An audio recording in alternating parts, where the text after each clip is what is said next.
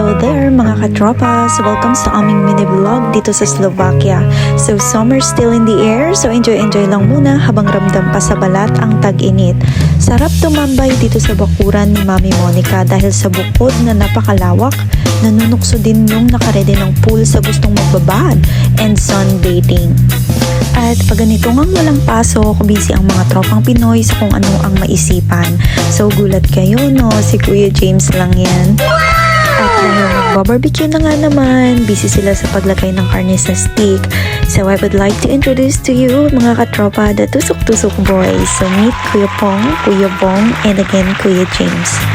So ayan mga katropa no, so ganito nga yung mga nangyayari sa tuwing walang pasok. Kung hindi magbabasketball, magbibilyar sa baba, or mag-iihaw-ihaw sa labas, o pwedeng mag-videoke and tambay dito sa gym. At kapag naman maisipang gumala, makakagala sa city or sa ibang lugar, pero madalas pag day off talaga, tumatambay lang kami dito sa bahay. So sobrang sarap pala nila kuya magtimpla ng barbecue mga katropa ano.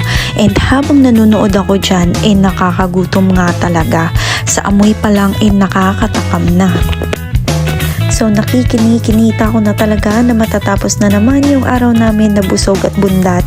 And sa mga nagtatanong po pala sa akin about dito sa Slovakia, sorry kung hindi ko agad kayo marereplyan kasi medyo busy talaga.